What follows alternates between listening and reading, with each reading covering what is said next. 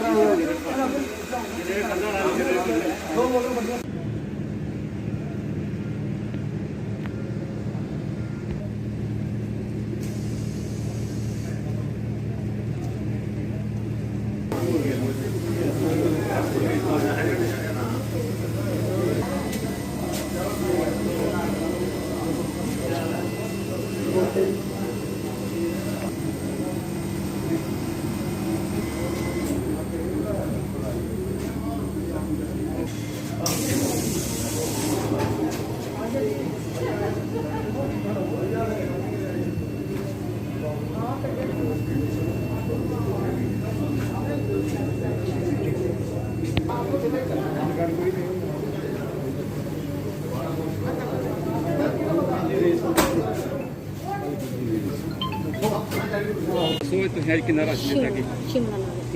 हाँ 10 kilo ration मिलेगा ये देखते प्रधानमंत्री ने कितनी सेवा करा दी मतलब हर बंदे खुश है ते कन्नै हाँ जी अहीं खुश है इस वे गरीब बंदे कितनी राहत मिला दी है सर अहीं मिला सर के काम की करते ध्याड़ी लाने सर अहीं जल लाने हाँ एक ध्याड़ीदार बंदे से अगर राशन मिले मुफ्त क्यों लगता अच्छी गल है चलो कोई नहीं क्या नाम है आपको बताएं जी फ्री राशन जो गवर्नमेंट दे रही है कितना इससे आम लोगों को कितना फायदा बात यह है मोदी का पिछले बार भी शुक्रिया था जिन्होंने महामारी के दिन में हमारी मदद की अभी भी उन्होंने 2-3 महीने का राशन दिया हम इसके बहुत आभारी हैं। क्या देखते हैं कि आम गरीब बंदा जो दिहाड़ीदार है उसके लिए कितनी राहत मिलती है इससे? राहत जो सेंट्रल गवर्नमेंट दे रही है अपने मुताबिक वो तो अपने लेवल पे दे रही है तो हमारा कुछ नहीं है तो थोड़ा बहुत टाइम पास हो जाता है। कल जैसे अभी कोरोना में लोगों का काम भी ठप पड़ा है काम बंद है कहीं की तो मतलब राशन थोड़ा बहुत मिल जाएगा अच्छा रहेगा ऐसे क्या देखते हैं? हाँ पिछली बार तो गवर्नमेंट ने लेडियों के खाते में 500-500 रुपये डाले थे तो किसी को घर पे राशन भी दिया गया था तो इस बार मैंने इस बार दिवाली तक फ्री मिल रहा है आपको क्या देखते हैं? दिवाली के मिला था मतलब जैसे आम राशन मिलता है जो मिला था हम मोदी साहब के और उसकी टीम के बहुत आभारी हैं जिन्होंने अपने औखे मेले में काम दिए। Kamal Kishore dealer ward number 13 जी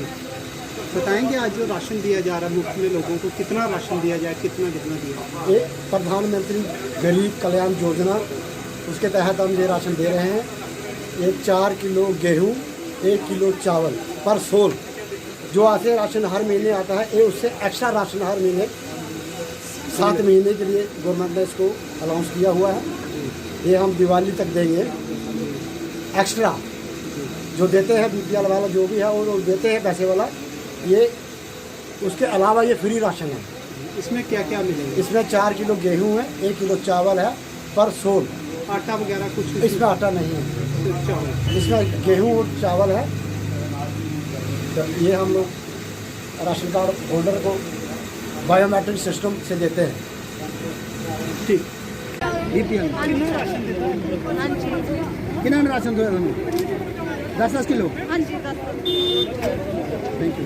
बड़ा बड़ा धन्यवाद है मोदी जी का सारा सौभाग्य है कि इन्नी बड़ी आपदा आई भारतवर्ष च ऐसे मौके आपदा के समय साढ़े प्रधानमंत्री श्री नरेंद्र मोदी जी है दयालु सुभाਅ भी है सारे की चिंता भी करते हैं और उन्होंने प्रण किया हा तो असी भी ये दायित्व सौंपिया हा भी कोई भी आपदा आती है वो बाद भुखमरी का ਇੱਕ ਦੌਰ ਆਉਂਦਾ ਹੈ, ਲੋਕੀ ਕਿੱਲਤ ਹੋਈ ਜਾਂਦੀ ਹੈ, ਕਈ ਵਾਰੀ ਕਾਲ ਵੀ ਬੜੇ ਬੜੇ ਪਾਉਂਦੇ ਨੇ ਪਿਛਲੇ ਸਮੇਂ ਜਿਸਲੇ ਆਪਦਾ ਆਈਆਂ, ਕੁਸਲੇ ਸੁੱਖਾ ਆਇਆ, ਕੁਸਲੇ ਪਹਾੜ ਆਇਆ। ਇਸ ਵਾਰੀ ਉਹਨੇ ਪਹਿਲੇ ਇਹ ਉਹਦੀ ਦੂਰ ਅੰਦੇਸ਼ੀ ਦਾ ਨਤੀਜਾ ਹੈ, ਇਹ ਸੁਨਿਸ਼ਚਿਤ ਕੀਤਾ ਕਿ ਕੋਈ ਵੀ ਖਾਲੀ ਢਿੱਡ ਰਾਤੀ ਨਹੀਂ ਸੌ, ਔਰ ਇਸ ਵਾਸਤੇ ਅੰਨ ਦੀ ਵਿਵਸਥਾ ਕੀਤੀ ਗਈ ਹੈ। ਦੀਵਾਲੀ ਤੱਕ ਇਹ ਚੱਲਦਾ रहना कार्यक्रम, ਉਹਦੇ ਬਾਅਦ ਅਗਰ ਜ਼ਰੂਰਤ ਹੋਵੇ ਤੇ ਉਸ ਹਿਸਾਬ ਨਾਲ ਅੱਗੇ ਵੀ ਕੋਈ ਨਾ ਕੋਈ ਵਿਵਸਥਾ ਰਹੋ। ਔਰ ਇਹ ਆਸ ਮੋਦੀ ਜੀ ਦੇ ਨਾਂ ਕਰਨੇ ਗਏ, उन्हें नमन करिए, उन्हें धन्यवाद करिए, इसी स्वीकार कराते हैं ते अपने जिहड़े जरूरतमंद साथी उनके जिहदा वितरण भी कराते हैं। बंद करवा लें, बंद भैया आप हाथ यार, हमें पता है आप ये जो आप देख रहे हैं आज पीएम केयर की तहत कठुआ में आज ये चौथा प्लांट ऑक्सीजन का चालू हो चुका है, 5वां पाइपलाइन में। मुझे ऐसा लगता है कि जम्मू कश्मीर में एक वाहिद ऐसा ज़िला होगा कठुआ का जहाँ एक नहीं, दो नहीं, तीन नहीं, चार नहीं, पाँच ऑक्सीजन प्लांट लगे। ये अलग बात है कि कोविड के कारण इस विषय को लेकर के जागरूकता आई। हमारी तो यही प्रार्थना है, दुआ के कोविड जैसी आपदा से जितनी जल्दी मुक्ति प्राप्त हो सके हम सबको और मानवता को। लेकिन उसके अतिरिक्त भी आम कामकाज के लिए, आम मरीजों के इलाज के लिए भी जो ऑक्सीजन की व्यवस्था है उसकी आवश्यकता रहती है, वो अब पर्याप्त तौर पर कठुआ में उपलब्ध रहेगी। और इससे बड़े मात्रा में आम लोगों में एक प्रकार का आत्मविश्वास भी जागता है कि यदि हमें कभी ऑक्सीजन की किसी भी कारणवश आवश्यकता पड़े तो मेडिकल कॉलेज में, अस्पताल में उसकी पर्याप्त व्यवस्था उपलब्ध है। तीसरी लहर के लिए कितने तैयार हैं सर?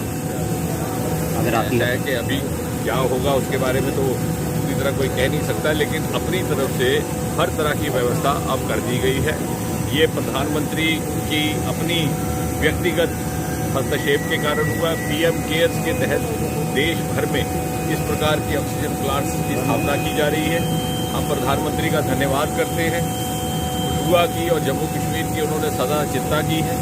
और जो पहले लॉट के प्लांट्स हैं उनमें से यहाँ पर ये प्लांट स्थापित किया जा रहा है। प्रधानमंत्री जैसे आपने कहा, कल के अपने संबोधन में भी उन्होंने लाल किले से जम्मू कश्मीर को लेकर के विस्तृत चर्चा की, और ये भी कहा कि वो प्रतिबद्ध है जम्मू कश्मीर में प्रजातंत्र की स्थापना के लिए। डिलिमिटेशन की प्रक्रिया चालू हो चुकी है विधानसभा के चुनाव के लिए, और हम ये कैसे भूलें कि सर्वप्रथम जो जिला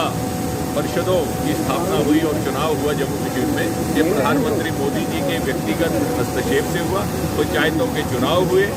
भले ही उसकी राजनीतिक कोई भी पहलू रहते हों, प्रधानमंत्री ने एक दृढ़ निष्ठा के साथ ये एक निर्णय लिया कि जम्मू कश्मीर को ज़मीनी प्रजातंत्र का लाभ जिस प्रकार से बाकी क्षेत्रों और प्रदेशों को उपलब्ध है वो पहुंचाना हमारा संकल्प रहेगा, और इस संकल्प को सिद्धि तक पहुंचाना हम सबकी जिम्मेवारी है।